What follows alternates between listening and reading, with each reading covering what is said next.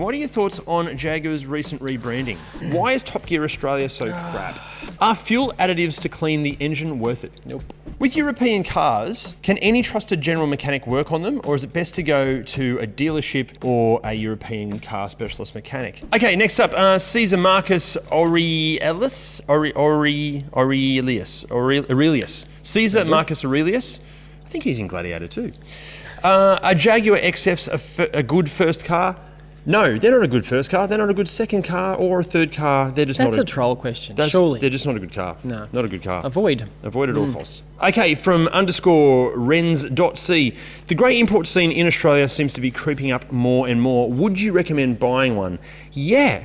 As long as it's from a reputable importer. Again, we're repeating what we said before. There are some horror stories out there if you go to the wrong people.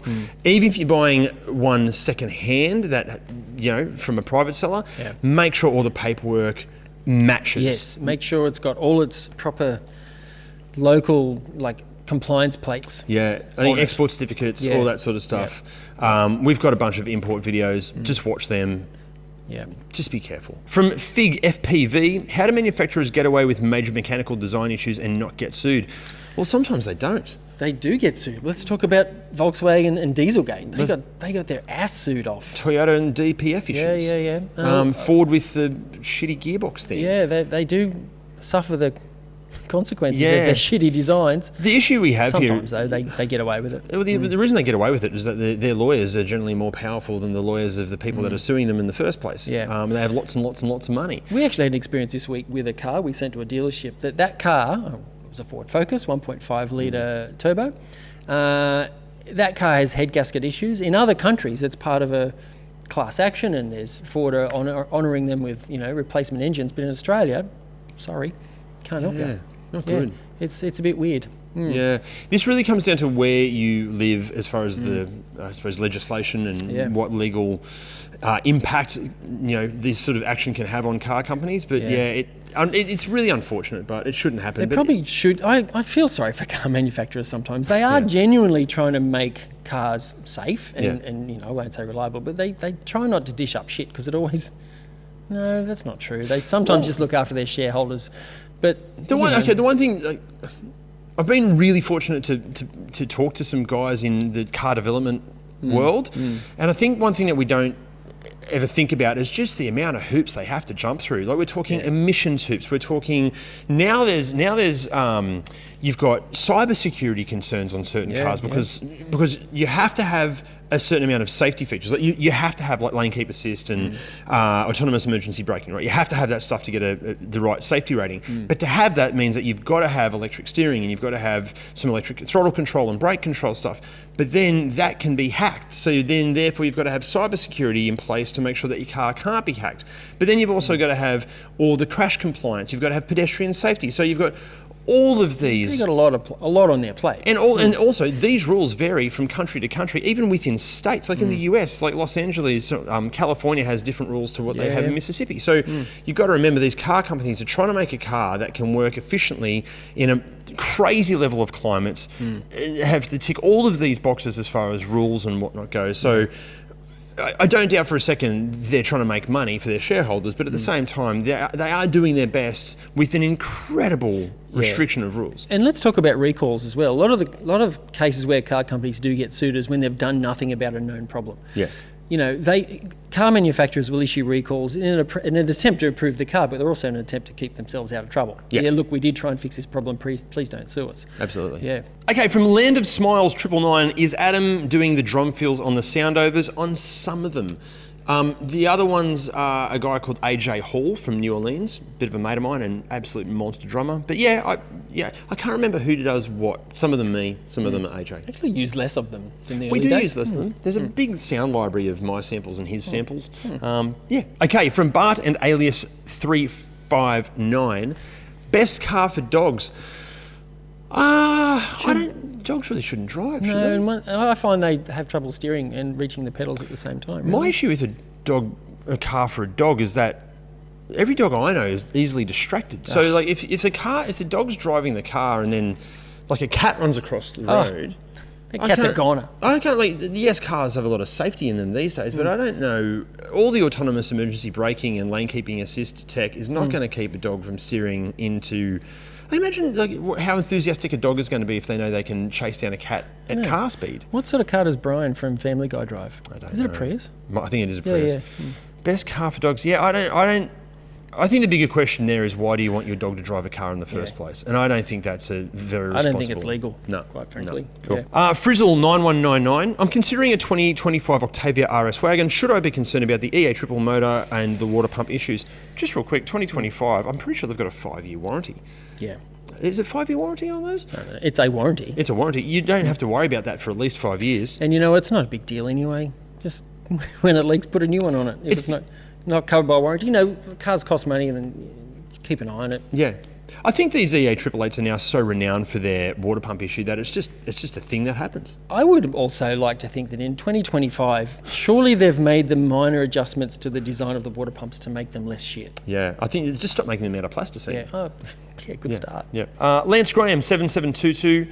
With the release of Woolworths' new green plastic trolleys, do you think it is an improvement over the outgoing model? The issue we have, mate, is that Woolworths haven't given us a press trolley to test yet. Yeah, we've tried. They won't give us one. Yeah, if anyone from Woolworths' press fleet is watching this and you'd like to lend us a trolley, we'll happily put it through the paces. They're worried we're not going to review it favourably and, people aren't going to like them. I know, we were pretty harsh on the last trolley we reviewed.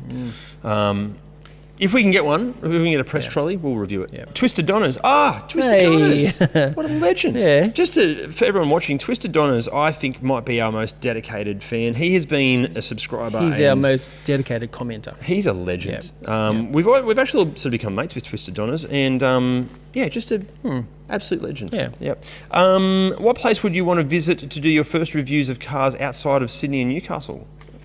Again, great question. Yeah. He always gives good questions. I've always wanted to go to Iceland. Yeah, well, I've already said New Zealand. Was like, the roads there are fantastic, and the people are fantastic, and the choice of cars is fantastic. No, you know what? I'm going to go...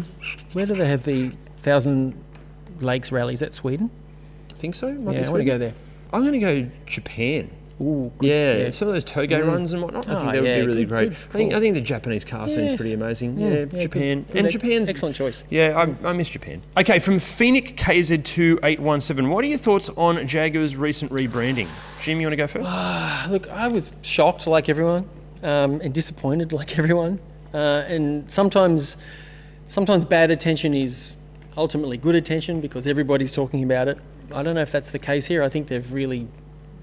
pissed off a lot of people. Yeah. But, it might pay off in the long run. Yeah. Because, ultimately, we're all talking about it, and that's all brand awareness, right? Yeah, I tend to agree. I think if they had done, like, a normal rebrand, and if the car they released actually today, if it looked like a relatively normal car, no one would be talking about it, and Jaguar would go and get forgotten. Weirdly, I don't think the aesthetic of that car matches their rebranding. No. Here's the thing. I think...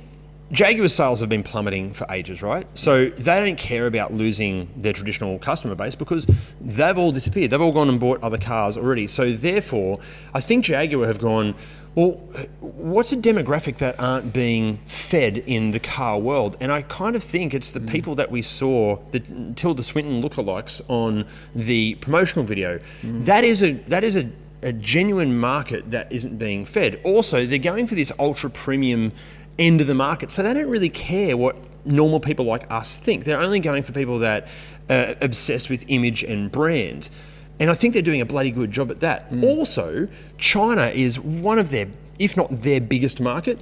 It's really important to remember China unfortunately don't have a lot of motoring history. They don't have Formula One running back into the 1950s and 60s. They don't have a lot of recall back into the historic aspect of certain car brands, but they do love a luxury brand. So I kind of get what Jaguar are doing, and I'm gonna make a call here. I think it's going to work. Yeah, it might pay off. I think it's going to work. It's just so crazy, it might work. I personally, I'm not into it. But I'm not their target market. And I think the people that are criticising this are also not the target market. I think we're going to look back in 15 years and go, bloody Remember hell. when Jag nearly died? It's like when Lewis Hamilton left McLaren and went to Mercedes, and everyone's like, what a dickhead, what's he doing? And now arguably the greatest Formula One driver of all time because of Mercedes. I think it's going to be the same thing. Yep. Okay, from Mitch Leask1368. Seriously, when are you guys going to hold a Cars and Coffee in Newcastle? Bloody soon, mate. Yeah. We wanted to do one before this. We've just been so flat out. We haven't had time. It is going to happen. It is going to happen, hopefully in 2025. Yep. We'll let you know. We'll get a bunch of cool cars and a bunch of cool people. Stay posted to the socials. It's happening. John Hippie 4310. As a student studying industrial designs, what is the fundamental design key for designing beloved cars in the modern world? I don't know. Look, design is not my strength really. I'm more about function over form. But what do you think?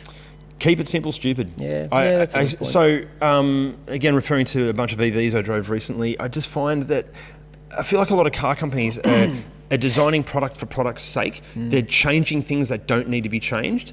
And I think that's why the BYDs are so impressive. You get in a BYD and it just makes sense because it's bloody simple. There are buttons. Well, there you go, function over form. There's a gear shift to change gears, even though it doesn't have a gearbox. It just, again, I can't say this enough, just keep it simple and stop trying to reinvent things just for the sake of it. Yeah. I think if you can find interesting ways to incorporate traditional functions and features, that's cool. Yeah, a bit of familiarity pays. Massively. It should be intuitive to use. You shouldn't have to scratch your head going, how do I use the indicator? Bloody Tesla, new Model 3. Yeah. The indicators on the steering wheel. Stupid. Sorry. Okay, next up from Maschilismo. Are there some American market cars that you wish you could do a video on? Yeah, there are. Yeah, Ford plenty. F-150. Yep. Not the new one, because that's coming to Australia, but the previous gen. Yeah. That's about it. No, there are. I don't have a lot of knowledge on American cars, and I'm keen to learn more. Yeah. There's also a lot of American muscle cars that I've driven a bunch of 60s and 70s muscle cars, and I just don't get it. Yeah. I need someone to explain to me what I'm missing out on. I want to here. do some research and find out what the best American cars are that are only available in the US. Yeah. Because I think a lot of the good stuff is available globally, really, like Mustangs and things. You can get them everywhere. Yeah. But I want to know what is really good over there that we just don't get. Especially the non-American brands. Like there's Acuras and there's like Toyotas and stuff a that lot of are stuff only there, available in the US. Yeah. And Scions. Tundra. We should do a Tundra. Should do a Tundra, yeah. I just a muscle car thing. I've driven a stack of them and I always come away going, ugh. Yeah. That did nothing for me. Old muscle cars do nothing for you, but new muscle cars, well. What was that Mustang I drove? The GT 500? It was like worth a bloody fortune. Old Mustang we're talking. Yeah, it was like a 60s and Shelby. 70s. It was a Shelby GT. Was it Shelby GT 500? It was worth some insane amount of money, and I remember just getting out of it going, that was shit. It drives like an HQ Holden. It was just rubbish. Yeah. Anyway, Good in its time. just someone explain to me what I'm missing. I'm going to ruin this again. Ni Tvoya Bvnaya. How common is it to find a spider in your car? Now, I'm going to guess this is an international viewer trying to get some insight into how dangerous our wildlife can be in our cars. The big ones we see in the cars are the Australian huntsman, completely harmless, absolutely terrifying. Scare the shit out of me. Actually, you know what? I'm going to get Cal to throw an image up here of just a quick backstory on this story. I'd had a crazy week at work. It was one of those 7 airports in 5 days kind of thing. And I remember getting home being exhausted, just wanted some me time. Went to the bathroom, was sitting on the toilet on my phone for a substantial amount of time, and I got up to flush, and I saw this. And I have not been the same since. So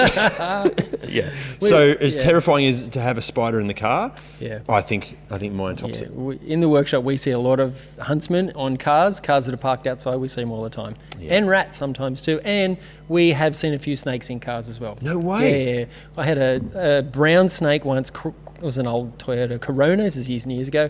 Had a brown snake just wander into the work. Brown snakes are highly venomous, I should point out for our international viewers. One of the most dangerous. They are right up there. Yeah. It just wandered into the workshop, very slippery workshop floor, couldn't get traction, freaked out, climbed under a car, went up and ended up on top of the fuel tank of this car. I called Wildlife Services, can you come and get this goddamn snake? They did, but I had to loosen the fuel tank mounts and drop it down to get the snake. And I did, and the snake fell out on the ground. I'm squealing like a terrified school girl running around, the snake slithering around, not getting traction. But they caught the snake, and it was pretty hilarious. Yeah, wow. Yeah, no, I hate spiders. Okay, Connor Allen 100. What's your guys' 3-car dream garage? This changes every 15 to 20 minutes. I make a joke about having a revolving door in my dream garage because the cars are just constantly... from one week to the next, it'll change. What is it right now? I have it. Oh, you do? I have my GA Yaris, I have my race car Escort, and I have my bloody daily driver tow vehicle, the Navara Ute. Yeah. I want a brand new 300 series Land Cruiser, and I want maybe a GT3 race car. Yeah. And maybe, something else, but it's not really practical, nor can I afford it. But like I said, it changes all the time. I put a bit of thought into this one today. I'm going to go with M3 Touring, or maybe an Alpina B3 Touring as the daily-ish kind of car. It's all-wheel drive. It's a wagon, it's cool. Great all-rounder. Great all-rounder. Yep. Take it to the snow. Throw the bike in the back. Really affordable. I'm going to go cheap to service and maintain. I'm going to go a Suzuki Jimny, but with some really nice suspension and a turbo kit. You don't have children, so would you get a short wheelbase or would you get a long wheelbase? I'd go a short wheelbase. Yeah, I go a short wheelbase. Kind of look cooler. Well, because I think around I live in Sydney, so around Sydney, a Jimny with a turbo kit and really nice suspension is the perfect city car. Yeah. And as the dream, as the toy on the weekend craziness, I'd actually go with. Everyone's going to think I'm going to say NSX. I'm not. I'm going to go with. I want a resto mod, a Toyota Celica Group A Carlos Sainz edition. Yeah. I want like proper resto mod with the Compomotive wheels. Yeah. Yeah, I think that is. That's a cool car. Yeah, the pop-up headlights. What are you tracking? You're not going to track that, though, are you? Yeah, I think you could. Oh, you could track the M3. Yeah, true. Yeah, very good. You could track the Jimny. Yeah, good. No, but ask me in 15 minutes, and the answer's going to be completely different. Yeah. Martin Townley of 5803. Probably not the only person asking this, but what is the most reliable, cheap, fun to drive sedan or wagon, but not a sports car, not a hatchback, for under $20,000 that doesn't scream midlife crisis? Well, first of all, I poo-poo the term midlife crisis. That's, just embrace it. Just go for it. All right. Because, I'm having one. I've been having one constantly for the last 5 years. I just think, just do whatever makes you happy, man. I think I'm going to take look, mate. I'm going to take this answer seriously. Unlike Jim here, Martin, I'm going to take this serious. I think it's the Lexus IS 350 F Sport. Yeah, the question really is, what's fun that's under 20 grand? Yeah, well, you can get a pretty decent one. Yeah, it's going to have probably 150,000 k's on it. That's no big deal. You can get them for, I think they kick off from about 16 grand. If you buy one for say 18, 19,000 bucks, put a couple of grand worth of really good suspension under it and some nice tyres. That's a super underrated car. Flies under the radar. Beautifully built. Yeah. It's got a few idiosyncrasies. Go and watch the full video review to find out what they are. Yeah. I'd go that. All right. Or I'd go an Octavia RS wagon and just put some money aside for a new water pump. Done. That's a good answer. Yep. Mr. William Stewart, how can I buy Jim's well-running GR Yaris? Make me an offer. Yeah. Because I've been considering selling it. Yeah, definitely. Hit me up. Yeah. Should he get in touch with... Send us a message via via Insta. one of the socials is probably the best way. Seriously, if you want it, come and make me an offer. Yeah. Are you tired of streaky, squeaky wipers? Confused by wipers that are hard to buy and even harder to fit? Sick of paying extortionate prices for wipers? Well, introducing Wipertech. Purchase wipers from the leisure of your home and have them delivered straight to your door. Not only are they a piece of cake to fit, they fit perfectly, and you can now enjoy streak and squeak-free wipering all day. Plus, use our code and get 15% off your purchase. Okay, NGU14, have you changed your opinions on any cars that you've reviewed in hindsight? For example, the car that you thought was going to be awful but turns out to be good, or good that's going to be bad? Yeah, 100%. Yeah. Quite a few. Yeah. The ones that come to mind is the Mustang. Yeah. I remember you saying, oh God, I'm going to do a Mustang, it's going to be shit. But after that you said you were pleasantly surprised. Yeah, really good. I totally get Mustangs. Yeah. They cop a lot of flack and they don't deserve the flack. They're a bloody good thing. Super enjoyable to drive, proving to be reliable. Just a good, solid thing. It's what a muscle car should be. Yeah, pretty good. Mine's the Alfa Giulia. I know, and I was the same. Yeah. From mechanically speaking, I was genuinely shocked at how few problems they have. A few electrical issues, but overall, Yeah, I think it's hard. Like we go into the research process and the production process doing our best not to have any preconceptions about what the car's going to be like. But being car people, you can't help but have some opinions going into these things. And, you know, outside influences can impact that as well. So with the Alpha, you kind of go, Alpha, here we go. No, it's bloody reliable. It's pretty bloody good. Most owners... They look good. God, they're a good-looking car. Stunning to drive, stunning to look at. Would have one. Would totally have one. Yeah, Alpha... In the 3-car garage, would you have that in the 3-car garage? Maybe for a while. No, I need a wagon. They don't do a wagon. They do the Stelvio, but then that's an SUV. It's an SUV. But then there's other SUVs I'd buy instead of a Stelvio. As far as the flip side cars that we thought would be really good, that the thing that I've been the most surprised about doing this whole ReDriven thing are cars that I went into assuming they were going to be amazing, and brands that I thought would be amazing, and then I've really learned that no, they can be genuinely shit. My mate Dan, his dad's S-Class, and after doing the research on the S-Class, like that thing should be amazing, and they just really aren't. A lot of premium brands are really disappointing. It's interesting. It's I feel like we get a really good behind the scenes view of a lot of cars and car brands, and a lot of it's all smoke and mirrors. Yeah, and marketing. Lots of marketing. Okay, from Ethan Pod 8139, favourite review of all time. Now this is a hard one, because the way my brain works is that I've never truly been happy with any video we've put out. Like I'm proud of what we've done with them, but we've never done one where I've gone, yeah, that's a crap. Yeah, often I look back and I go, ooh. Oh, the early ones. Some of the early ones are shocking. Yeah. But as far as the favourite review, I'm going to spin it and go, I don't really have a favourite review we've done. I've just got the favourite cars we've done. Any MX-5 has just been an absolute joy to live with. R35 GTR recently was just incredible. The Alfa Romeo Giulia was sensational. Yeah, really hard to nail one. Yeah. Best bet is you should watch them all and you decide. Let us know which one you like the best. Actually, no, you know what? Any review where the jokes land. Yeah, that's a good one. Anyone's where if I laugh at a joke that we've thrown in, then I'm like, I'm proud of that. Yeah. We did. What was the bison or the buffalo thing we had recently? Oh God, what? It was really good. That was a good joke. There's one coming up. I think there's one in Honda. No, there's one in Honda Odyssey. Okay. I'm really proud of that. Oh yeah. That's There's one in Honda Odyssey. Yeah. As we're filming this, that video comes out tomorrow night. Yeah. And it's a good joke. Yeah, I like that. It's a really good one. Mr. William Stewart, can we, the viewer, be taken under the cars on the hoist for a bit of a pre-purchase inspection kind of view?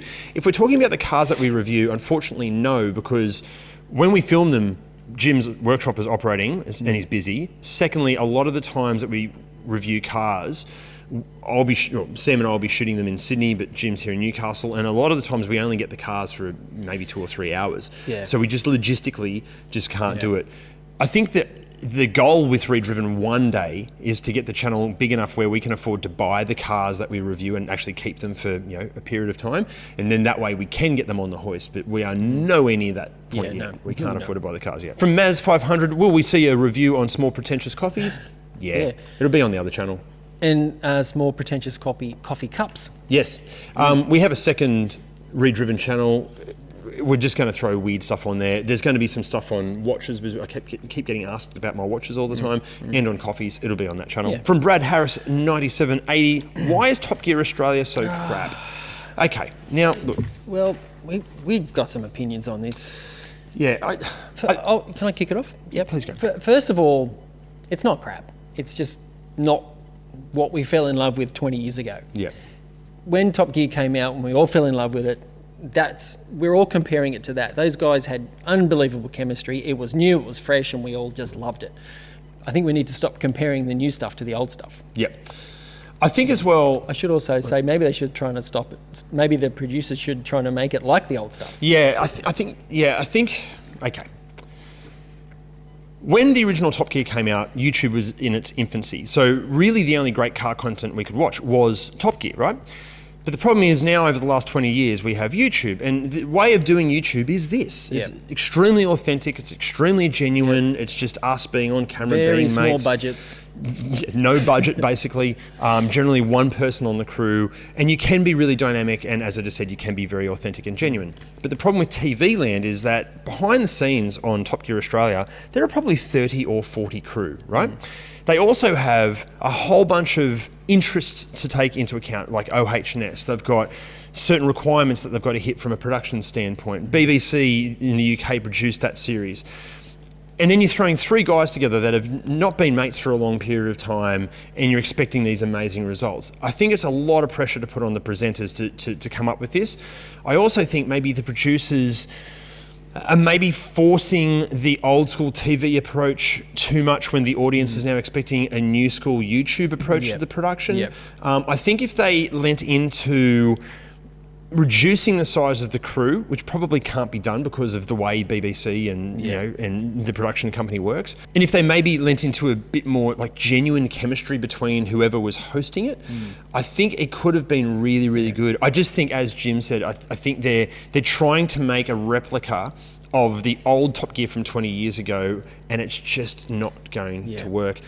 I really feel for the three guys hosting it, because I feel like they're the ones on the, they're copping the flack here, and they don't deserve any of the flack because they're just doing their jobs. They've got producers behind them and executives behind them and huge crews. And all of them in their own field are really experts, doing great. I think unless you've been on a TV set and you see how many moving parts there are, like no one sets out to make a terrible TV show or a terrible movie or a terrible anything. But when you've got so many moving parts, sometimes it's hard to get it all to work, and especially over so many episodes and across the world. So I think let's cut them a bit of slack. Is it going to be a season 2? Oh, I couldn't tell you. No idea. I don't actually think it's as crap as some people make out. No, I agree. No. Okay, from Stephen D. Tomasi, when are you guys going to review some more shitboxes? I'm curious how low you can go and still get a vehicle that you can live with. Mate, we'd love to review more shitboxes. Really want to get a Hyundai XL on the channel. Maybe an original Kia Rio, which is probably the worst car. And we're going to do the Magna pretty soon. Not that Magna, probably another Magna. No, there are more shitboxes coming. Going to happen. Cars from Oz would like to know dealership servicing whilst under warranty versus independent. Wow, okay. That's a multi-layer question, that one. Both can be good and both can be bad, really. First of all, you don't have to get your new car serviced by the dealer to maintain your warranty. That's a bit of an old wives' tale. And quite often I've seen some independent workshops do a better job than dealership, and it can be cheaper. Overall, that really depends on the dealership and the independent. There's a lot of factors there. I think it's also important to remember how dealership service departments often work. Not always, we can't say a blanket statement on this because it's obviously different between dealerships, but we do know of dealerships where they employ almost all first or second year apprentices to actually work on the cars, and then there's one or maybe two lead guys. And you have to feel for some of the dealerships. A lot of the good talent often doesn't stay at the dealership. They get out, and that's why some independent shops are really good. Because that's where the talent can end up. But not all dealerships are bad. No. I just know we have guys that we consult with for the research in these videos who are ex-dealership like lead techs. And the reason they got out of the dealership world was because they were just completely stressed because they're trying to control inventory, they're trying to control rosters, they're trying to control customer service, they're trying to do all these things. Meanwhile, they've got 20 first and second year apprentices busy on their phones. I've got one apprentice and it's hard enough. I can imagine what it'd be like with multiple. You've got guys and girls that are 16 to 19 years old, probably obsessed with their phones, not doing the work properly. So but let's cut them some slack. They've got a lot of vaping to do, all right? They do have a lot of vaping to do. They've got to be all over the TikToks. Oh, the TikToks. From my experience, I would, and I'm not just saying because Jim's here, I would personally go independent over a dealership. Of course I'm going to say that. But, not all dealerships are bad. No, but it is hard to find the good ones. Okay, let's be honest here. As car people, we all love to tinker with our cars, often to a point where we can't leave the bloody things alone. But this brings us to our new mates at Automotive Superstore, where you can shop from over 400,000 products, including car care, infotainment systems, audio, dash cams, lights, brakes, suspension, 4x4 gear, plus a whole lot more. Plus, to make life even easier, if you don't know the specific part that you're after, just type in your rego and it will display all of the parts and accessories suited for your car. Best of all, you can do that completely online from the comfort of your lounge room because they ship Australia-wide. So if your car needs something fixed or upgraded, or maybe you're just in the market for a gift, hit the link below and shop from a huge range of products from Automotive Superstore. Okay, Naked Nelson would like to know, are fuel additives to clean the engine worth it? Nope. Cool. Tudor... Do you want to extend on that a bit? No. Okay, Tudor Moldovan 03. Tudor Moldovan 03. Do you think it's just marketing, or are there still differences in safety levels between a Volvo XC90 and other competitors like an X5 or a Cayenne or a Q7 or a Touareg? No, it's all marketing. It is. Look, the hoops these car companies have to jump through to get a 5-star safety rating now are pretty insane. Yeah. All new cars with a 5-star rating are pretty bloody safe. Yep. I think Volvo are still holding on to their marketing from the 70s and 80s that they were the safety kings. But then Mercedes-Benz... Volvo invented the inertia wheel seatbelt. Amazing. And so generous were they that they thought it was such a great safety idea. They released the patent so all other manufacturers could have it. So great. Great idea. Good on them. They should have not done that because they might be in a better financial position today. And then Mercedes-Benz have been at the forefront of safety technology from the 1960s and onwards. So, no, I think it's all marketing crap. Like anything, especially in that realm, like XC90, they're all bloody safe. It's all marketing. Yep. Sam Cram 88 would like to know thoughts on flash tuning and what effects it can make on a stock engine. For example, a stage 1 tune on a Golf R that might add 80 horsepower. Wow, 80 horsepower purely from software.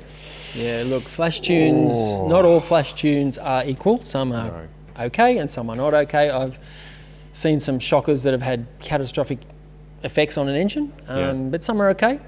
But really, to get an engine tune right, it absolutely has to be done on a dyno.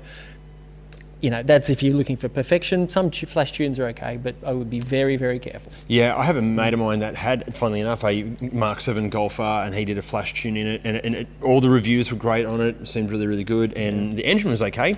Transmission, not so much. It had played absolute havoc with the transmission. And then I think when he tried to get it back to stock, it had some other issues. I'd be very cautious. I'd just go to a reputable place. Yeah, definitely. Yep. Okay, Housey Jen. If I bought a Land Rover Discovery 4 from 2016 with low kilometres, is there any chance of problem-free motoring? There is a chance. Bloody slim one. Virtually no chance, but you know. To give you an idea of how slim your chance is of trouble-free motoring here, we filmed the Discovery 4. It was one of my mate's dad's cars. That thing has a perfect service history. He is a Land Rover Discovery fanboy to the highest degree. Never abused the car. Had done some big trips, but mainly just touring. So never done any hardcore full driving whatsoever. It just had a catastrophic engine failure. Yeah, they often do. And I'm going to go as far as to say every one of these vehicles that we see in a workshop is riddled with issues. Yeah. Every single one. My mate rang me because, it's funnily enough, his dad has actually just bought an Ineos Grenadier. So CM now has the Disco 4. Yeah, right. And he rang me and he was nearly in tears because he was saying, mate, the engine's done. Like, what do I do? And he's like, the workshop, because it was stuck, I think, in Victoria. And he's like, the workshop are quoting me like $30,000. And I'm like, yeah, man, that's about right. Yep. And he's like, well, but it's 30 grand. He doesn't have 30 grand to fix it. The question I have is just buy a Pajero or a Prado. Yeah.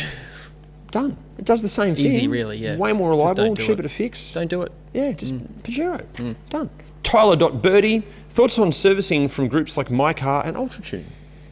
Yeah, look, I think it depends on who's running those workshops, and it doesn't have to be any named franchise, like those guys. I know guys that work for those organisations who are brilliant. Yeah. And I know I have worked for one of those organisations before, not either of those, but one similar to that. And I know that they often have business models that put the pressure on to make budget. So that would be the thing I would worry about. Some workshops are driven by a higher management power, and that can make a difference on how well, on the value of what you're getting. I can't rag on them. It really depends on who's running the workshop. It's a bit of a hell on as a piece of string situation here. There are too many variables. I still think just go to a good independent mechanic. Yeah, and some of those are franchise as well, so they're kind of like an independent, but to a degree. But I think Ultra Tune are franchises, aren't they? I'm not sure about. I think MyCar's owned by Kmart. Yeah. But yeah, hit and miss, good and bad, really, just luck of the draw. Yeah. Okay, from Dodger 09, first car, can it be an import like one that's used? Yeah.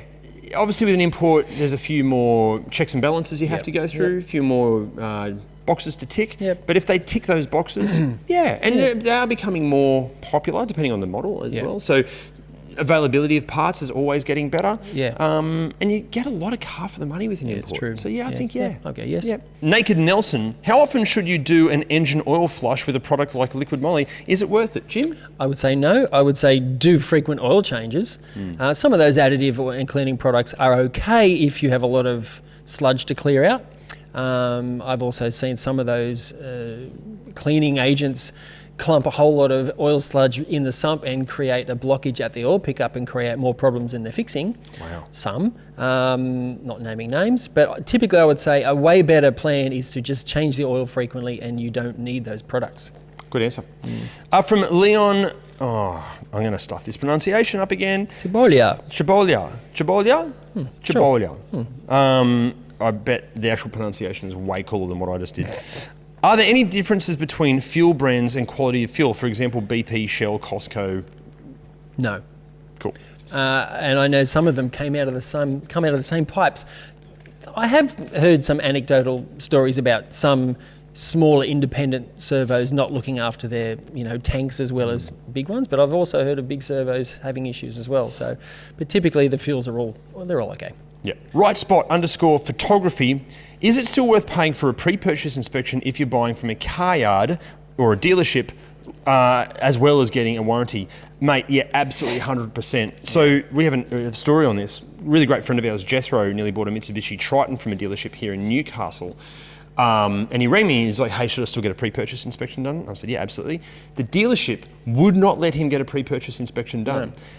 Even though that dealership, we do work for that dealership, and he said, I want to take it to Quantum, and they said, sorry, it's not leaving the lot. Does that raise red flags? Yes, of course it does. Yeah, no, it doesn't matter where the car's coming from. If anything, I think, even if you're buying from a dealership, you've got to remember, they're ploughing through cars. So they might have just gone to an auction, bought the car for next to nothing, give it a wash, throw it on the yard. They might have no idea what's going on mechanically underneath. The last thing they want you to do is go and look underneath it, because they just want you to buy the bloody car. Yeah, and another thing we see in the workshop, we have a lot of used cars coming through here that have come through car yards for a blue slip, which is something you need in New South Wales to get it registered. And that car has had its service by the dealership and its 100-point safety check, and it fails the blue slip on a ball tyre or a ball joint or something. I've seen it a bunch of times. Yep. Might be the apprentices having a bad day doing these services and checks, but still it happens. So absolutely, yes, get a pre-purchase inspection. And as for the warranty, we have talked about this before, often not worth the paper it's written on. No. Cannot say this enough. Pre-purchase inspection, even for us, I nearly bought a Suzuki Swift Sport a little while ago. It looked fantastic. Paintwork was great. Panel gap's great. Drove great. Ticked all the boxes. I very nearly didn't bring it to Jim for a pre-purchase inspection. I very nearly bought it there and there. Brought it over here, up on the hoist. Clearly had a hell of an impact from the side at some point. The owner probably didn't know about it because the previous owner probably had the crash. Cannot say it enough. Pre-purchase inspection, absolutely critical, even if you're buying from a dealership. Next up, I'm going to ruin this again. Zelveratnum. I hope that's okay. With European cars, can any trusted general mechanic work on them, or is it best to go to a dealership or a European car specialist mechanic? It depends. Depends on who's available to you, but overall, a lot of the best mechanics work in independent workshops. Yeah. A lot of them specialise in any particular European car. And look, overall, the popular cars are just cars. Yeah. Just because they're European, they're not special. They're not magical and mysterious. They are just a car. Yeah. And for the best part, any decent mechanic can work on it and fix it. Exactly. For example, if you go tinkering with an Audi R8, which you'd think would be pretty exotic, you're going to find a lot of Volkswagen parts that are used in things like Polos and Golfs. Yep. So a car's a car pretty much. I think short of a Pagani or a Koenigsegg. Yeah. And also a lot of independent workshops don't like working on exotic things, so they might send you somewhere else to a specialist. But overall, they're usually pretty good. A car's a car, pretty much. Guys, that is it. Thank you so much. Again, we would have loved to have covered so many more questions, but there were literally hundreds of questions, so we can't cover them If you all. want more, let us know. But that was a stretch. That was a big one. Yeah. again, thank you so much for your support, because without you, we wouldn't have ReDriven at all. And yeah, we'll see you. Thanks again. See you next time.